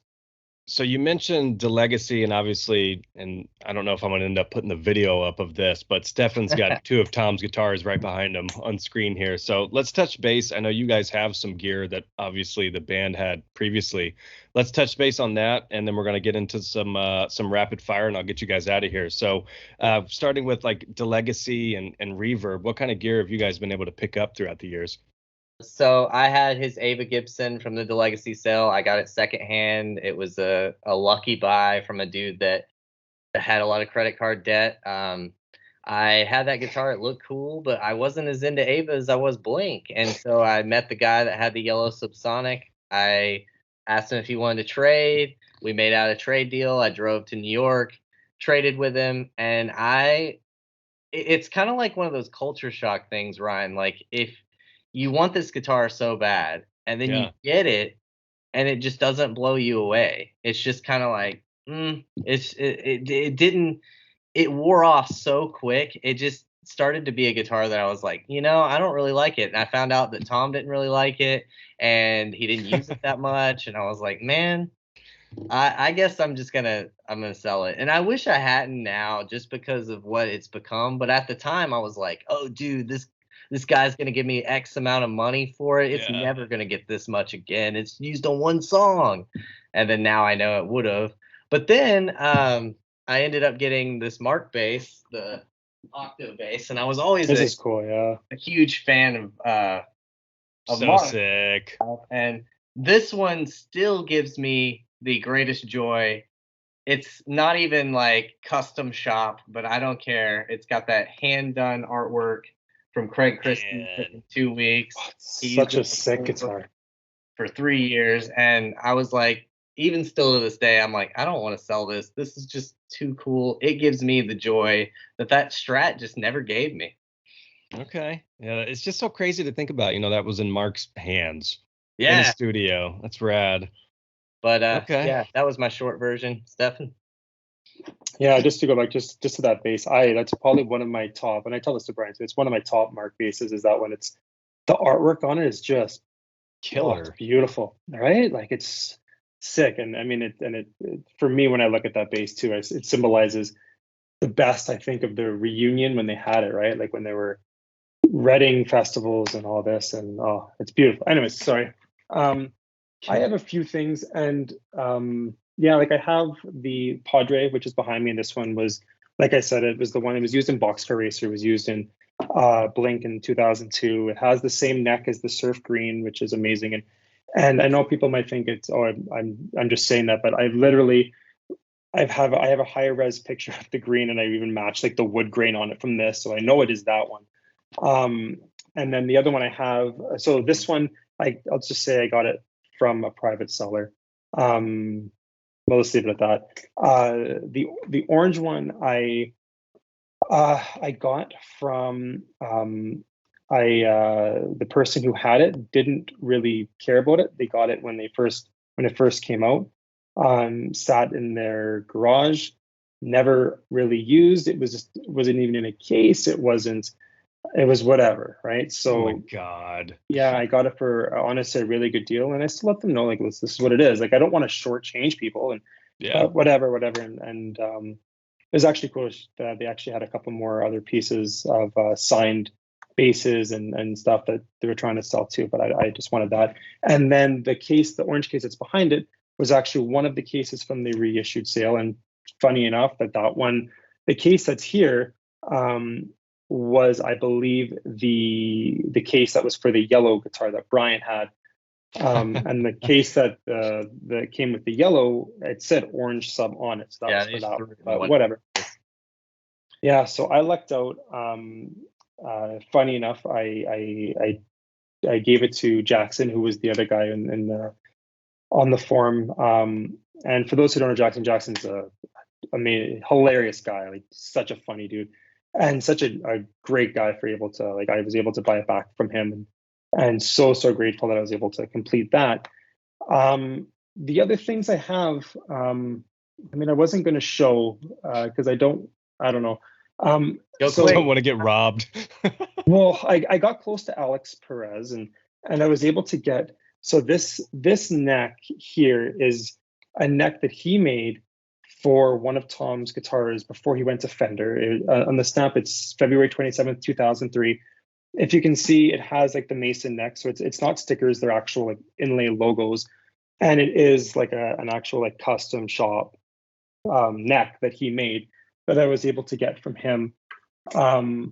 which was super cool because you can't buy those necks, right? And that's one of the things I'm pretty happy that I had. But yeah, I mean, this whole collecting and trading and all this really brought me to some people that I never would have met otherwise, right? Like even yourself, Ryan, having us on, and I still can't thank you enough, even just for the offer. Meeting Brian was almost like a brother to me right now, right? Like, I mean, even though we live across even different countries, it's just like the getting to know people outside of it, and just the cool things that everybody else is doing. And yeah, I mean, it's just this, me getting Padre opened up the door for so many things for me, and even having more validity, I guess you can say, on asking these like builders and stuff, because they wouldn't give me normally the time of day. But if they know, oh well, he's already got something, he must be somewhat invested into it, and being able to get to know that. I mean, this whole ride has been just sick. And then again, meeting everybody was just the icing on the cake, right? Because for the most part, the fan base that you guys have, I mean, you look at the Discord, people, I'll just name names, but like Alan, Davey, and Dave, and Q, and all these guys, that they're just such great dudes that are there to honestly help. And it's so refreshing to see that on the internet, when anybody that they want can remain anonymous and bash people and whatnot. And I'm sorry, I'm rambling, I guess. I'm sorry. No, you're good, man. Man. We all just love Blink, man. So it's rad. That's what it comes down to. Let's hit your misconceptions real quick. So what do you got for us there? This will be quick. So the neck Invader pickup, that was a typo in the Fender catalog. I know there's some people that claim that their Made in Mexico Strats came with the neck. They claim that Tom used the neck. I was able to open up Tom's yellow Made in Mexico Strat that he sold into Legacy. It's a bridge. Every one that I've looked at like 14 or 15 of these. Little red guitars, looked at a bunch. No neck pickups, always bridge. And this one here, when I open it up, this one it's a bridge pickup. Yeah, so I mean, I don't think you. Strat. Yeah. The Tom DeLonge Gibson custom shop versus non-custom shop. Well, the custom shop is in Nashville. Even back when they made them in Memphis, they were not custom shop guitars. Now, they did make a few custom shop hollow bodies in Memphis, but the Tom DeLonge signature was not technically a custom shop guitar. Sometimes it came with the COA, sometimes it didn't.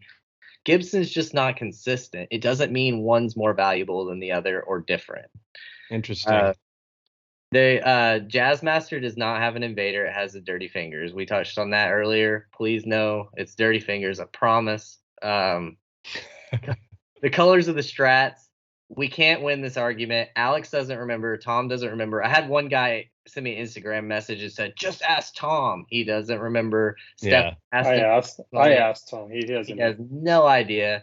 The one with the trim that's surf green, we think maybe it's like either an unfinished surf pearl, or it's a faded surf green, or it's an aged sweet pea. We don't know, but it's something like that. Or it could be like a new color. We have no idea. The color of his custom hardtail punker green, I think it's surf pearl, or it's a custom shade of green. It's a little darker than surf.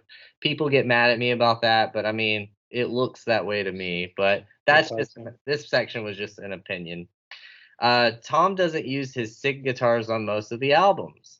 Believe it or not, he uses Jerry Finn's. I know he does in Ava. He uses a lot of Gibsons, but yeah, the albums like Les Paul Customs, man, Fender Thin Lines, those like tellies that have the hollow body. I forget what they're called, but using all sorts of weird stuff. Not his signature guitars. Amp settings. We get this all the time on the Reddit page of people saying, "What are Tom's exact amp settings? 6, 7, 2." Yeah. Well, dude, if you're playing an amp, even the exact same amps, they have different biasing, they have different tubes, they have different output levels. You're in a room with carpet and walls. Are you in an amphitheater? Like, you're never going to be able to just like turn this amp setting to the exact same as him. You're going to want to adjust it accordingly. Like, are you going to go outside and wear a jacket because Tom's wearing a jacket? You're going to do it because you need it. So amp settings, I've never understood why everybody's like, take a picture of the amp settings. Why? I could understand like the effect settings, but like just the amp, I don't know. The Epiphone neck, it's listed. I looked at Musician's Friend, Sweetwater, everything. It's listed as a D shape. 1960s slim taper is considered like a D shape. It's not, man. Me and Stefan both own one. We've looked at it. We've held them side by side. It's fat. It's thick. If you look at the Riviera, which is the regular Epiphone model of the Tom DeLonge, it's got a rounded C neck on a lot of them. That's what I think it is. Unfortunately, people will fight you to death on that and say, I've got the same neck as the Gibson. I'm sorry, it's thicker. People that call the Epiphone and Gibson olive green, I don't know why. I just think it's brown. So that's a matter of opinion.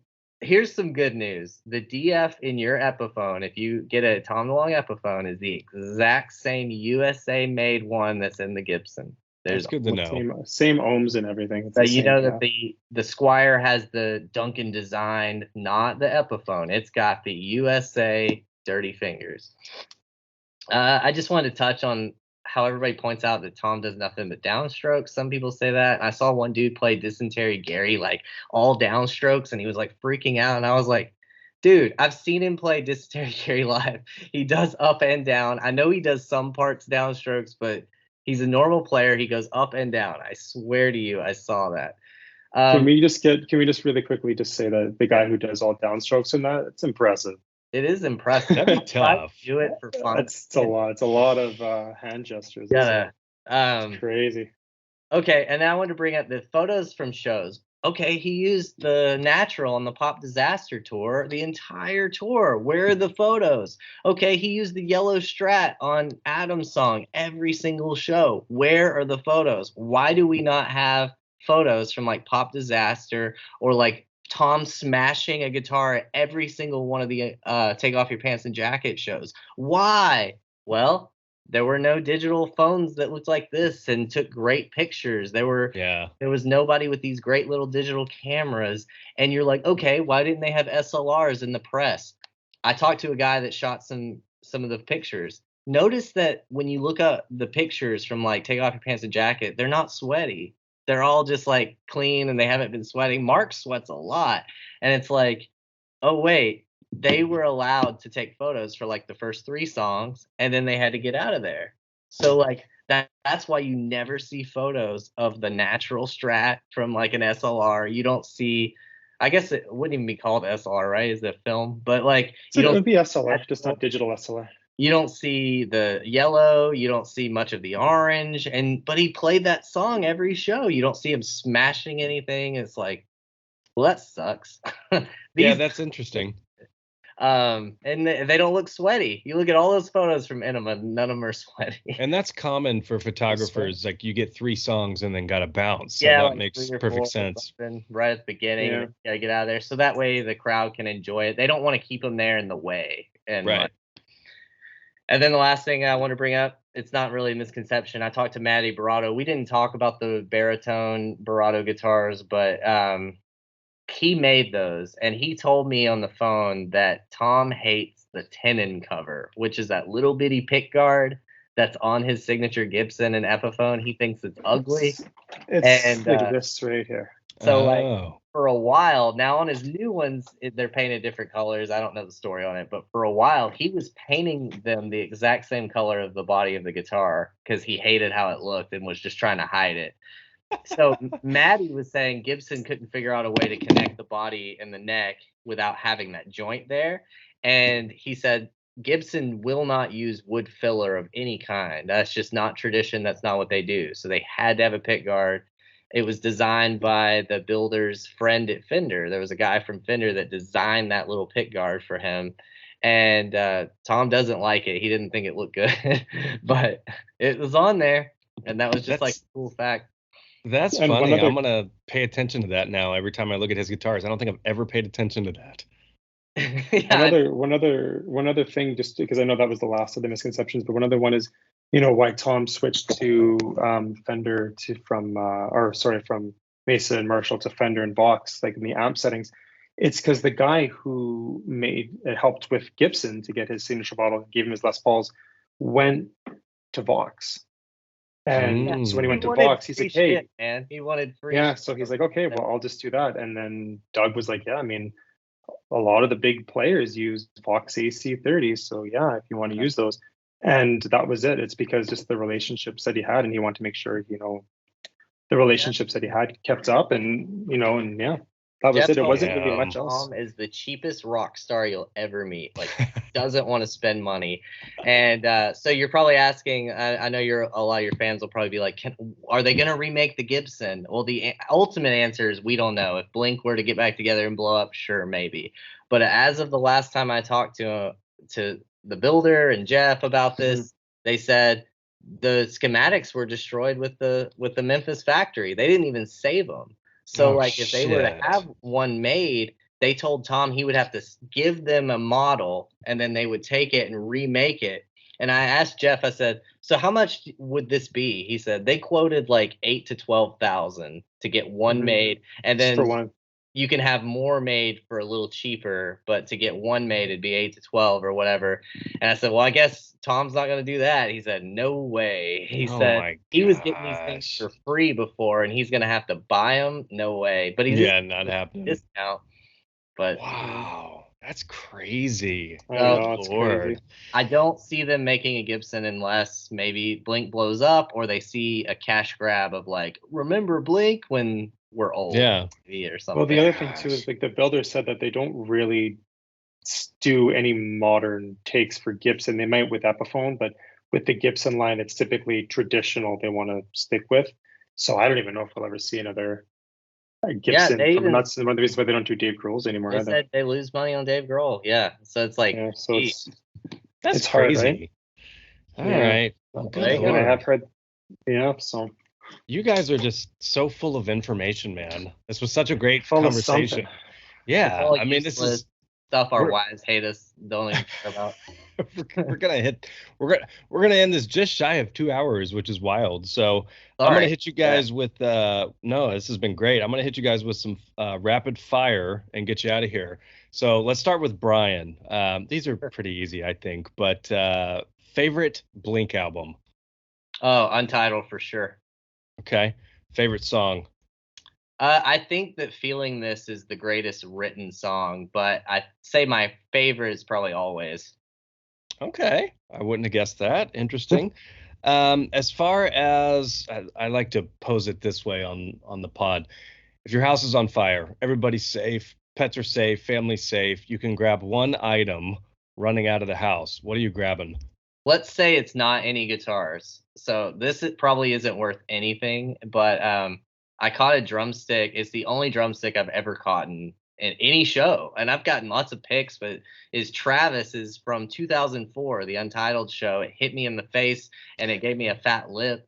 And I got the stick. And then when I met Plus 44 in 2006, I thought Blink was done. So I got them all to sign the stick.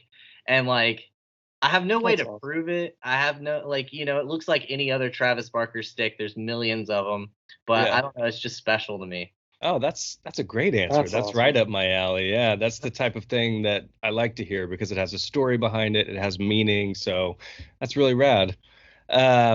Okay, Stefan, let's get to you. Favorite album? It's going to be Untitled. See, we talked about that a little bit earlier. There's folks who are like, Untitled's a masterpiece, best thing ever. I don't fall on that line, but I totally understand it. I mean, amazing album. But I got hooked on Takeoff, right? Like your favorite. I got that was like the album that I got like hooked on. So like so when Untitled came out, it was, they had it was like, if I remember correctly, like the Cheetah videos they had on Blink-182. And they had like the live webcam so you can see what the guys are doing. And so it was just so much more than just like an album to me, right? Like it was way, way more. So for me, just the whole process of everything, it was just, I gotcha. Loved the album. Rad time. Favorite song? Down. Okay. Now this one for you, I feel like is going to be really fucking tough, man, because you got two really nice guitars right behind you. House is on fire.